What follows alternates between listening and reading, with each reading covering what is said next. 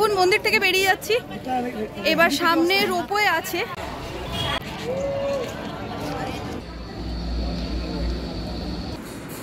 Chilli চিকেনের সাথে বিরিয়ানি দারুণ কম্বিনেশন। কোথাও বিরিয়ানি দিচ্ছে, সৌরভের দামটি অনেকটাই ফাঁকা।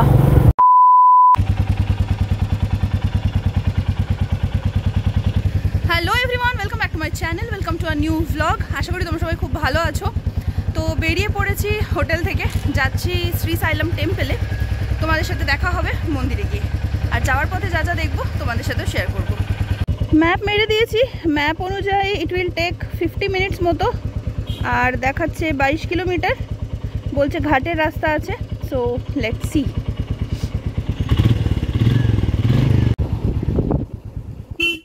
যে হোটেলে আমরা ছিলাম ওখান থেকে এই যে বেরোলাম, এই হোটেলটা বেরিয়ে জাস্ট এই নিচের রাস্তাটা, এটা দিয়ে নামতে হবে।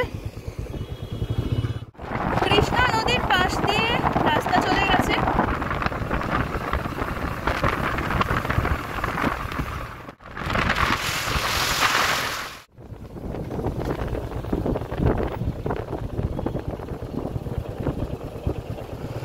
এখন আমরা বেসিক্যালি নামছি।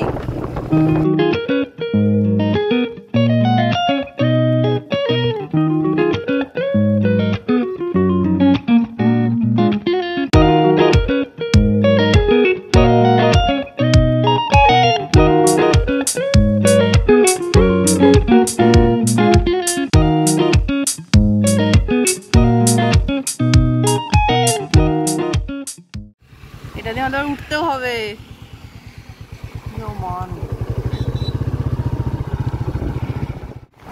লাদাখে এই টার্নগুলোতে কিরকম বাজে রাস্তা ছিল বল, স্টোন চিপ, বালি, পাথর সব ছিল টার্নিংগুলোতে। আবার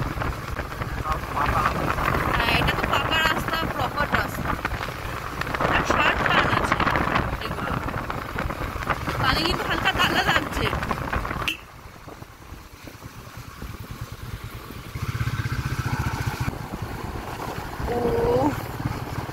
মনে হচ্ছে মিশে গেছে রাস্তাগুলো জঙ্গলে। আয় হায়, ওফ হোয়াট আ ভিউ। এবার গাড়ি খারাপ হয়েছে, কাউকে ফোন টোন করছে, কি অসাধারণ যে ওয়েদারটা, এত সুন্দর হাওয়া, আর পুরো একদম নদীর পাশ দিয়ে যাচ্ছি। ও হোয়াট আ বিউটি ম্যান। শরীর মন সব ভালো হয়ে গেল, কোনো ডাক্তার লাগবে না, জাস্ট ট্রাভেল করো। হ্যাঁ, এটা মনে হচ্ছে ড্যামটা, বর্ষাকালে আর লাগবে না এই ড্যামটা। আবার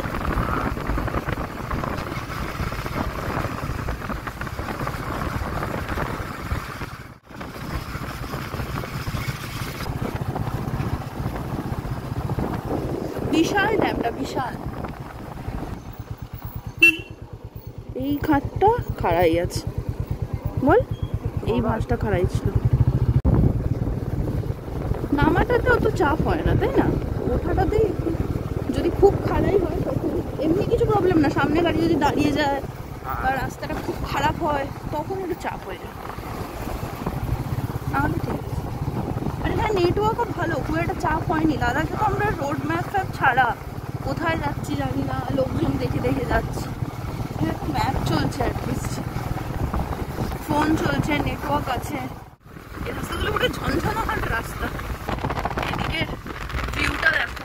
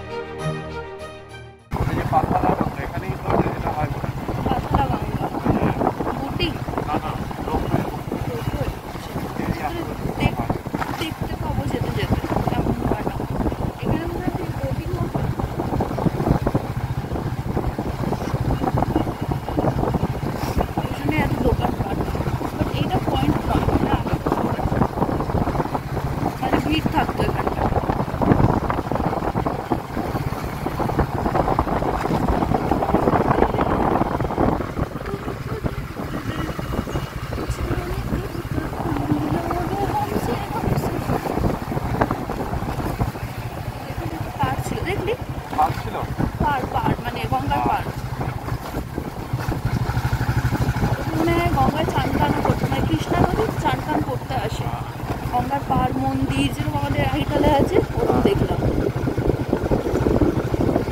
সেই ব্যাপারটা গঙ্গার পাড়ে বেশ বসে কচুরি চা খাবো, ওইটা কলকাতায় ওই কয়টা কচুরি তোমার খুলে গেলে। একটা ব্রিজ আছে, ওটা ক্রস করবো, মানে বেসিক্যালি কৃষ্ণা নদীটা পেরোচ্ছি আমরা।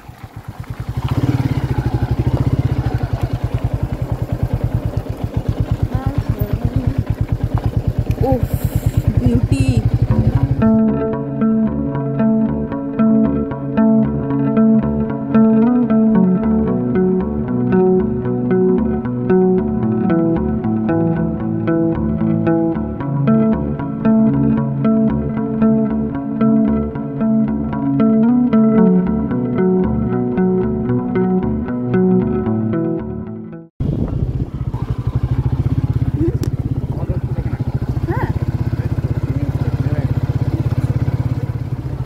বাদুরের দল সামনে বসে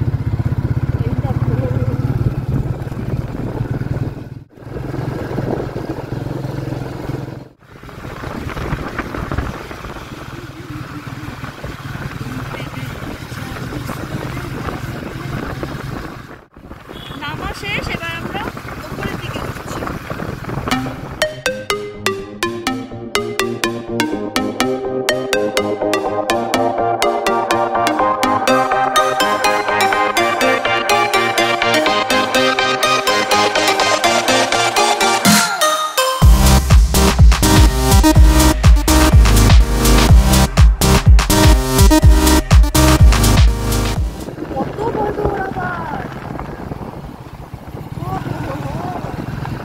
এদের কিন্তু বাঁদরের প্যাটার্নগুলো আলাদা, এদের মুখগুলো দেখবি কালো, এরা মনে হয় হনুমান। আর ওখানে যেগুলো ছিল পিঙ্ক পিঙ্ক মতো ওগুলো বাঁদর।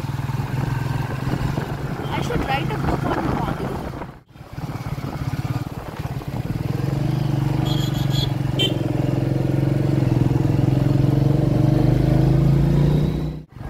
কতগুলো বাঁক আছে যেগুলো খুবই স্টিফ। বাবা এখানে আবার বাস উঠছে।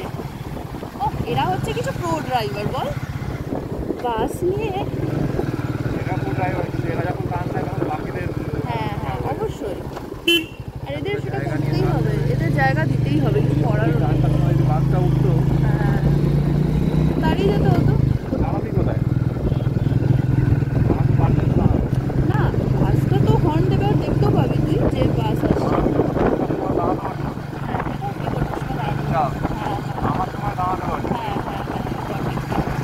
সেই একবার এতে হয়েছিল মনে আছে,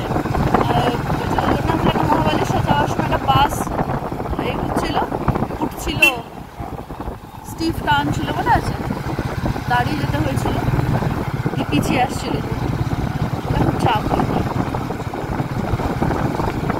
ওরা হচ্ছে লং হর্ন দেয় কিন্তু এইগুলো।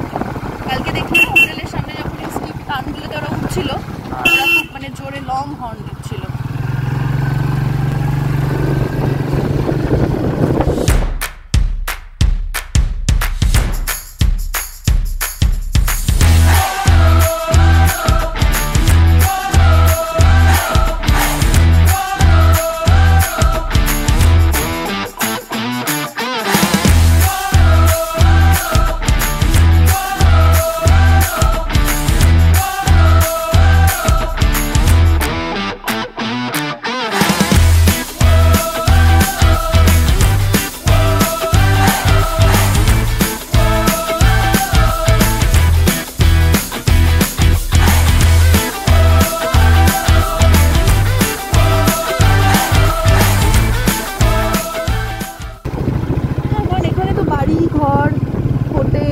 তারপরে রেস্টুরেন্ট, চায়ের দোকান, খাওয়ার দোকান সবই দেখছি।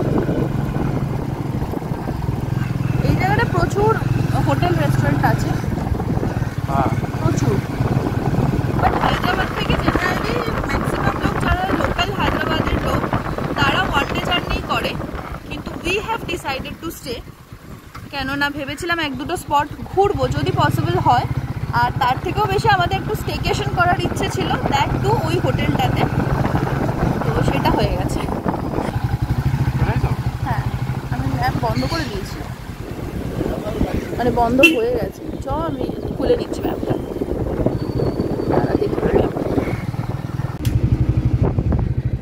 ম্যাপটা দেখা যাচ্ছে কিনা জানি না। ম্যাপে এখনও দেখাচ্ছে 20 মিনিট, 9.2 কিলোমিটার। আর এখন সোজা সোজাই আছে, এই যে দেখো সোজা সোজাই আছে, একদম মন্দিরের কাছে এসে ঘাট আছে, যেখানে সোজা সোজাই আছে এইখানটা এসে একটুখানি ঘাট আছে, মানে ঘাট ঠিক নয়, একটা হয়তো উঠতে হবে এরকম কিছু একটা আছে।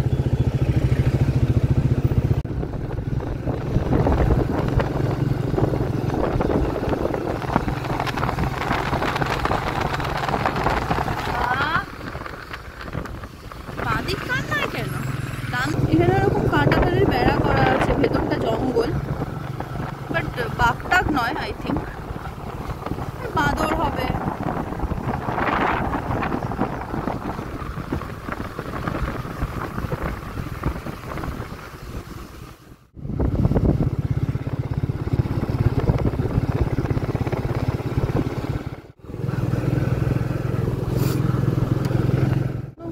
প্রায় মনে পুজো টুজো দিতে যায়। আর এখানে লোকাল যারা মেয়েরা আছে, বউ মেয়ে, সবার মাথায় এত সুন্দর একটা করে ফুলের মানে এই করা মালা পরা আছে, এত ভালো লাগে না দেখতে। ছোটবেলায় না একটা সময় খুব ফ্যাসিনেশন ছিল যে এরকম মাথায় ফুলের মালা দেবো, কোনো অকেশন থাকলে, ডান্স প্রোগ্রাম থাকলে বা কারোর বিয়ে বাড়িতে গেলে। এখনো আছে, অতটা নয়, ভালো লাগে।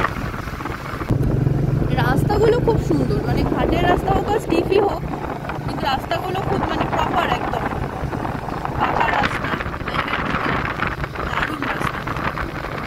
এরকম রাস্তায় স্টিফ থাকলে খুব একটা চাপ হয় না, যদি না জল টল পড়ে বা আগে কোনো গাড়ি গিয়ে আটকে যায়। কিন্তু যেটা লাদাখ যাওয়ার সময় হয়েছিল, বা পুনেতেও কিছু কিছু রাস্তা এরকম আছে যেখানে মানে প্রপার নয়, স্টোন চিপ করা আছে, পাথর টাথর আছে, ওগুলো একদম অ্যাডভেঞ্চার হয়ে যায়।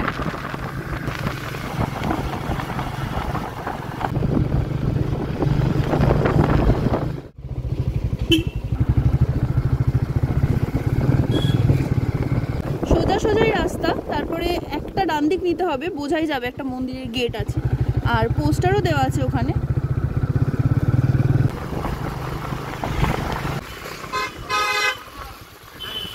না এটা তো নয়, বলছো আরো 8 মিনিট সোজা। এটা কি শ্রী সাক্ষী? ওটা এটা, আর ওটা ওই যে তুই বললি না যেটা মায়ের মন্দির আছে একটা, ওইটা। এটা না, এটা গণপতি স্বামী। আচ্ছা, শ্রী সাক্ষী গণপতি স্বামী। ও আচ্ছা, গণেশের টেম্পল হয়তো এটা। জয় গণপতি বাপ্পা মৌরিয়া।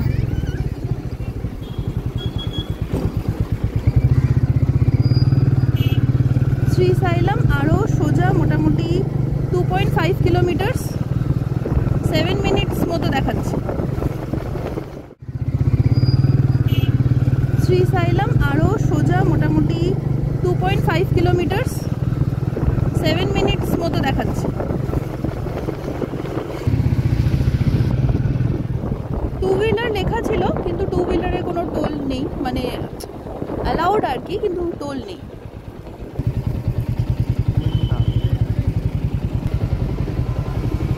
স্টপ লেখা আছে তো, ওটা মনে হয় এর জন্য স্টপ, গাড়ির জন্য, পিছন দিয়ে গিয়ে পার্কিং। ও এইটা গিয়ে ডান দিকে বলছে, মানে এগিয়ে যেতে হবে পিছন দিক দিয়ে, ওই যে পিছন দিক দিয়ে ওই জন্য গাড়িগুলো যাচ্ছে, বুঝলি?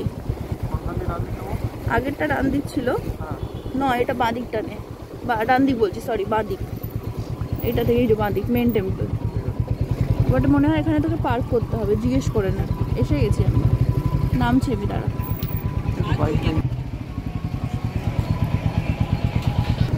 মন্দিরে ঢুকে গেছি, বাইক থাকার জন্য একটা সুবিধা হচ্ছে, বাইক নিয়ে অনেকটা ভেতরে যাওয়া যাচ্ছে, গাড়ি থাকলে পার্ক করতে হচ্ছে।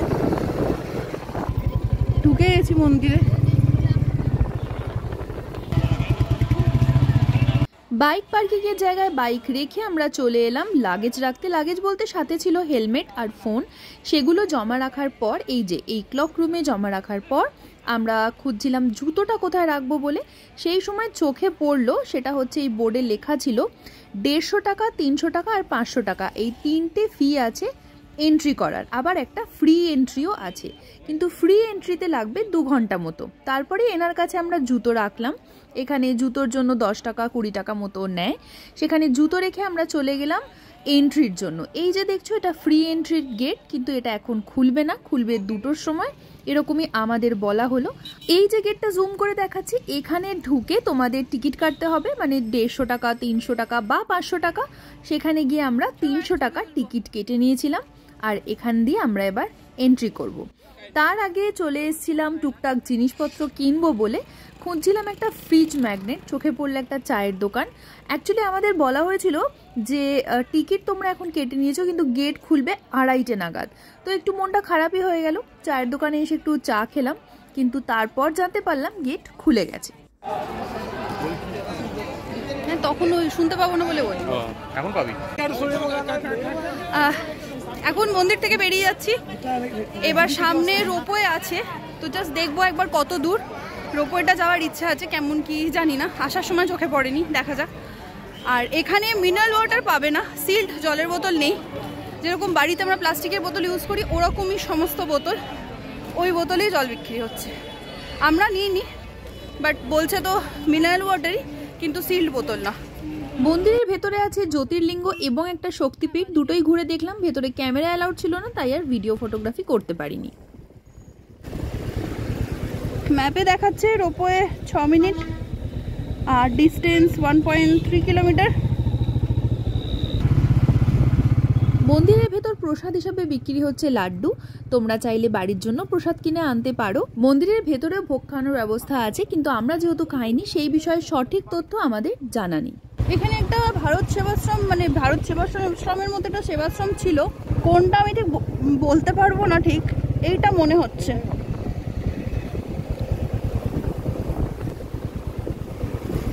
এখানেও একটা আছে, এরকম অনেকগুলো সেবাশ্রম আছে এখানে। এগুলো হোটেল, অপূর্বা হোটেল লেখা। সেবাশ্রমগুলোতে আমার যতদূর শুনেছি লোকালদের থেকে, যে অনেকটা আগে বুকিং করতে হয়, না হলে খালি পাওয়া যায় না। যেরকম ডান দিকে রাস্তাটা নামছে, ডান দিকে হোটেল এখানে প্রচুর পাবে, কাছাকাছি মন্দিরের কাছাকাছি প্রচুর হোটেল। এরকম ফুড কোর্টও আছে, এখানে লেখা আছে গণেশ ফুড কোর্ট।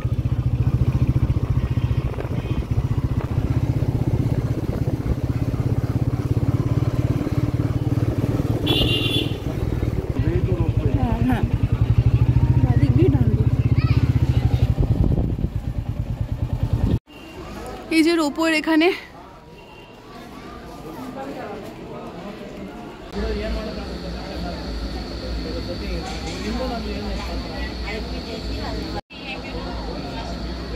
এই হচ্ছে রোপওয়ে।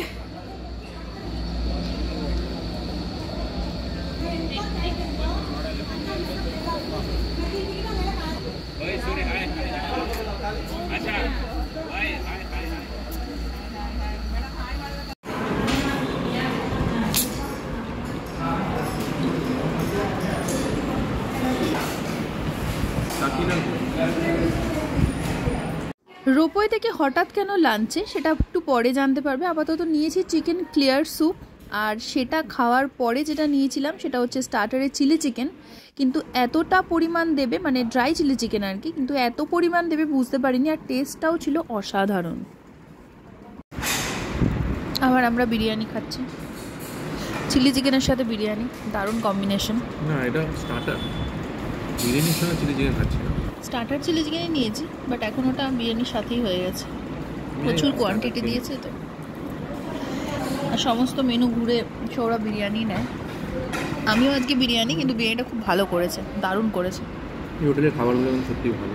হ্যাঁ, হোটেলের খাবারগুলো ভালো। রাতের খেলাম, হ্যাঁ ভালো ছিল। বুঝতে পারছো হয়তো ব্যাকগ্রাউন্ডটা দেখে যে আমরা আবার সেই হোটেলেই আছি যেখানে আমরা সকালবেলা ছিলাম। চেক আউট করে চলে গেছিলাম, লাগেজগুলো রেখেছিলাম রিসেপশনে, কারণ মন্দিরে যাব, তো লাগেজগুলো রিসেপশনে রেখে তারপরে গেছিলাম। উমা, বৃষ্টি শুরু হয়ে গেল। তো লাগেজগুলো রিসেপশনে রেখে আমরা মন্দিরে গেলাম, সেখান থেকে রোপওয়ে গেলাম। তো ওখানে গিয়ে যেটা জানতে পারলাম সেটা হচ্ছে রোপওয়ের ওখানে লাইন 40 মিনিটস, যেতে আসতে মোটামুটি 20 মিনিট থেকে আধ ঘন্টা। আর ওপারে গিয়ে আবার ওয়েটিং হচ্ছে 20 to 25 মিনিটস, মানে আধ ঘন্টাই ধরো। এই সমস্ত করে মোটামুটি 1.5 ঘন্টা লাগতো। তো অলরেডি আমাদের অনেক লেট হয়ে গেছিলো। এবার আরও 1.5 ঘন্টা যদি দেরি হতো এখানে পৌঁছতে আরও লেট হতো। আমরা যখন এখানে খেতে এলাম, কারণ এখান দিয়েই যেতে হতো, তো এখানে লাগেজগুলো রেখেছিলাম কারণ এখানেই খাবো বলে, লাঞ্চ করবো বলে। কিন্তু আমরা যখন এখানে এলাম তখন অলরেডি 4টে বেজে গেছে। এবার যদি আরও এর থেকে 1.5 ঘন্টা লেট হতো তাহলে আমরা এখানে পৌঁছতাম 5:30। তাহলে খেয়ে যখন রওনা হতাম তখন পুরো অন্ধকার হয়ে যেত। যদিও এখনও সন্ধে নেমে আসছে, অলরেডি 5টা বেজে গেছে, মানে 4:45। বাট তাও যত তাড়াতাড়ি করা যায়, অ্যাটলিস্ট মানে একটু আলো থাকতে থাকতে যাতে পেরোতে পারি জঙ্গলটা, সেই জন্য আমরা একটু মানে কি বলবো, রোপওয়েটাকে স্যাক্রিফাইস করলাম আর ব্যাক টু হোটেল। মাঝখানে কোনো ব্লগ করতে পারিনি, সৌরভের ফোনে চলছিল ম্যাপ আর আমার ফোনে চার্জ শেষ হয়ে গেছিলো, তাই কোনো ব্লগ করতে পারিনি। ওই জন্য এখানে এসে খেতে খেতে আবার ব্লগ করলাম। তো এখানে রেস্টুরেন্ট ফেসিলিটিও আছে, মানে যারা আউটসাইডার তারাও এসে এখানে খেতে পারে, খাবার দাবার খুব ভালো। তো খাওয়া দাওয়া হলো, কী কী খেলাম তোমরা দেখলে। এবার আবার রওনা দেবো। দারুণ হাওয়া দিচ্ছে, ওয়েদারটা অসাধারণ, প্রচণ্ড মেঘ করেছে। আর যেটা বাজে জিনিস সেটা হচ্ছে ঝিরঝির করে বৃষ্টিও পড়ছে। এই যে দেখো, ঝিরঝির করে বৃষ্টি হচ্ছে।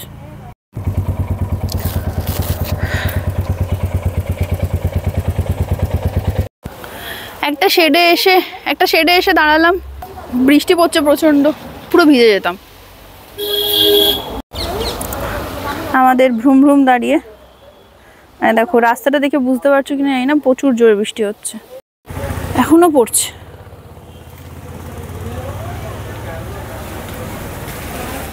ভালোই জোরে পড়ছে এখন, মেঘও আকাশে প্রচুর। বৃষ্টি কমেনি, কিন্তু বেরিয়ে পড়লাম। যত লেট হবে তত জঙ্গলের ওদিকটা সমস্যা হবে, আর ঝিরঝির করে বৃষ্টি পড়ছে। তো সৌরভ বললো যতক্ষণ আমার চালাতে অসুবিধা হচ্ছে, খুব একটা চাপ নেই, তো ওই জন্য বেরিয়ে পড়লাম। হালকা হালকা বৃষ্টি পড়ছে, এখন ভিজতে হবে, কিছু করার নেই। এই আমার পেছনে দেখো, জঙ্গলের গেটে এন্ট্রি হলো, ঢুকে গেছি আমরা জঙ্গলের মধ্যে। আর বৃষ্টি পড়ছে, আলো থাকতে থাকতে জাস্ট জঙ্গলটা পেরোতে চাই।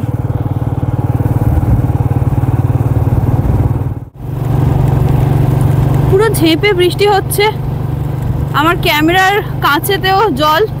কোনো রকম আমি জাস্ট একটু ভিডিও করছি, আমি ফোন বার করতে পারবো না এখন বেশি।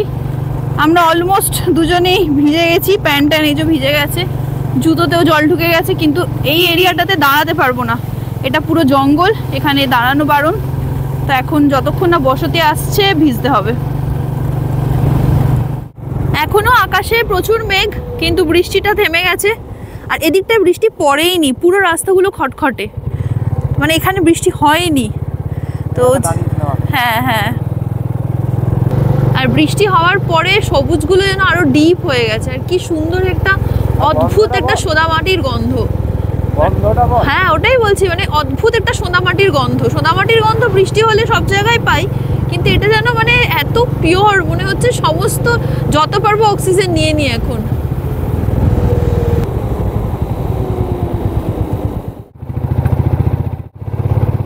বৃষ্টি হয়েছে, তারপর হাওয়াটা দিচ্ছে এত জোরে, পুরো ঠান্ডা, মনে হচ্ছে এসিতে বসে আছি। আস্তে আস্তে জঙ্গলে অন্ধকার নেমে আসছে।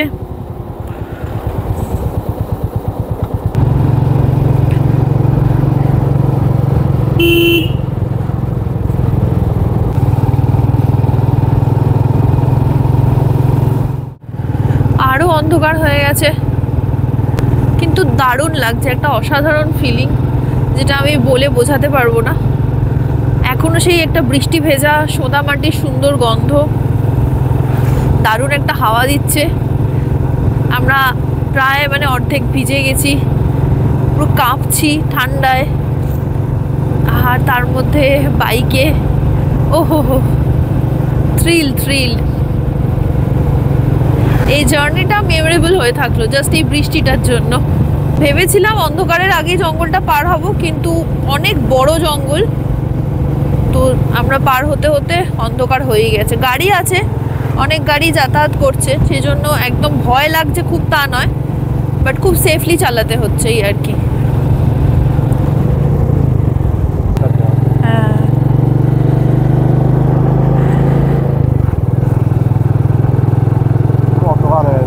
পুরো অন্ধকার।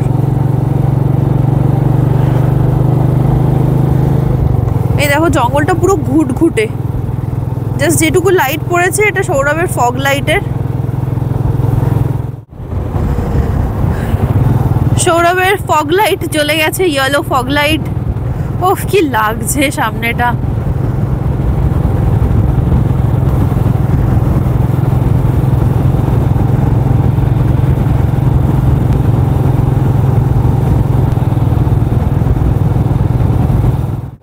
যতদূর ফগ লাইটটা পড়ছে ততদূর দেখা যাচ্ছে, তারপরে মানে মনে হচ্ছে রাস্তাটা যেন জঙ্গলের মধ্যেই মিশে গেছে। মাঝে মাঝে উল্টো দিক থেকে যখন গাড়ি টাড়ি আসছে তখন তাও ঠিক আছে, আর যখন এরকম গাড়ি নেই ফাঁকা তখন একটু হলেও ভয় ভয় তো লাগছেই। ও বাবা, অনেকটাই ফাঁকা। ওরে বাপরে, আসছে গাড়ি আসছে বাবা। একটা দুটো তাও গাড়ি দেখতে পেলে ভাল লাগছে, আনন্দ হচ্ছে।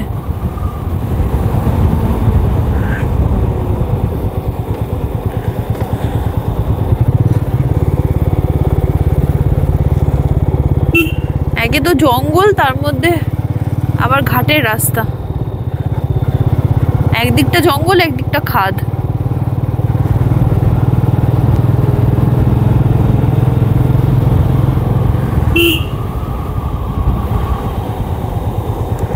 আবার একটা গাড়ি আসছে, তাও একটা ভালো, এখন নামাটা বেশি ওঠা কম।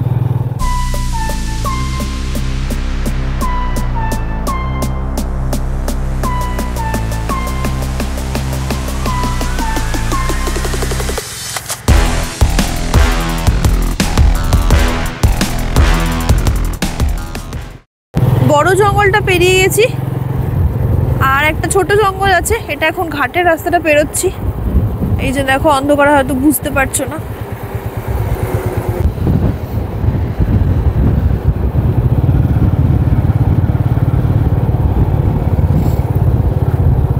এখন ঘাটের রাস্তাটা পেরোচ্ছি। আমার গলা ধরে গেছে ঠান্ডায়, হাতটা পুরো ঠান্ডা হয়ে গেছে। এই বাদিকটাতে একদম পুরো ভ্যালিটা দেখা যাচ্ছে, কিন্তু এটা ক্যামেরায় আসছে না, ফোনের ক্যামেরাতে অন্ধকারে তো।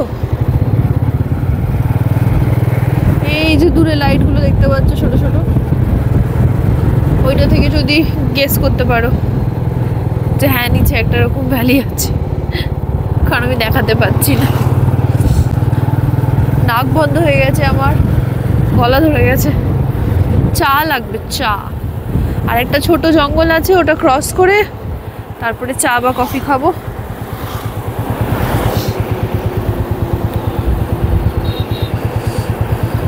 এত সামনে থেকে গাড়িগুলো এমন ভাবে লাইট জ্বালায়, মানে কখন কোনটা মারতে হয় জানেই না।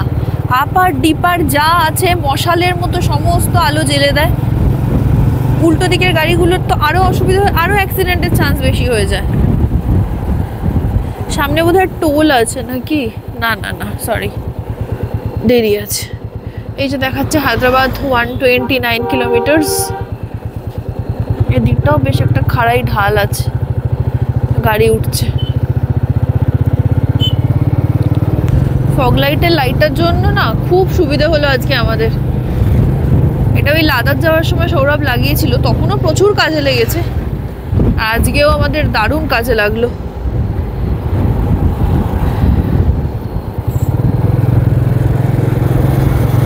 ম্যাপটা মাঝখান থেকে বন্ধ হয়ে গেছে, এখন নেটওয়ার্কও পাচ্ছি না, এই ম্যাপটা রিফ্রেশ হচ্ছে না।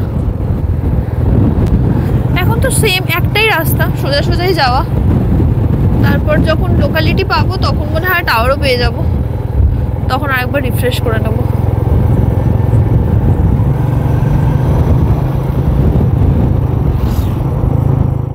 পেট্রোল ভরে নিলাম এখান থেকে, একটা পেট্রোল পাম্প ছিল রাস্তায়,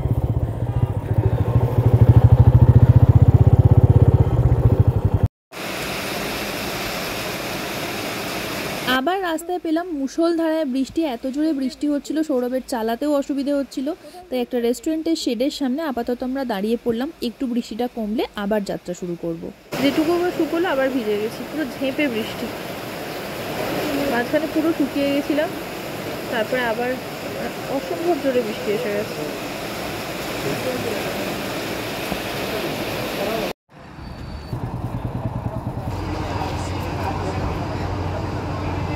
বাবা,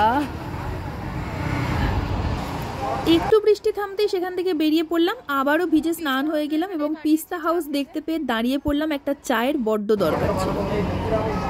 আমার জাফরানি চায়, সৌরভের দাম চায়, আর এই সল্ট বিস্কিটটা হচ্ছে ওসমানিয়া বিস্কিটই, মিষ্টি একটা হয় সল্ট একটা হয়, এটা সল্টটা, তো এটা নিয়েছি 4 পিস। ও আচ্ছা, না না সরি, সল্ট বিস্কিটটা নিয়েছে 2টো আর ওসমানিয়াটা বোধহয় একটা, এরকম কিছু একটা হবে, বুঝতে পারছি না, মানে মিষ্টিটা নিয়েছে আর সল্টটা নিয়েছে। এসে গেছে, এটা আমার জাফরানি টি, সৌরভের দাম টি, আর এই যে বিস্কিট।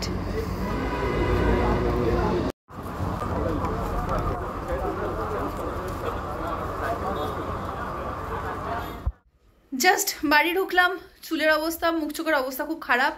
আবার বৃষ্টি এসেছিলো, তোমাদের দেখালাম, অনেকক্ষণ দাঁড়িয়েছিলাম, বৃষ্টি একটু কমতে আবার বেরিয়েছিলাম, কিছুটা যাওয়ার পর আবার বৃষ্টি, আর সেখানে কোথাও দাঁড়ানোর জায়গাও ছিল না, পুরো হাইওয়ে, তো ভিজে গেছিলাম, সেটা গায়েই শুকোলো, তার মধ্যে ধুলো, মানে ওই শেষের বৃষ্টিটা না হলে এভরিথিং ওয়াজ সো পারফেক্ট, জঙ্গলের বৃষ্টিটা তাও ঠিক ছিল। বাট যাই হোক, সাবধানে সুস্থ শরীরে ভালোভাবে দুজনেই বাড়ি ঢুকে গেছি, আর আমাদের এই জার্নির ব্লগটা এখানেই শেষ করছি।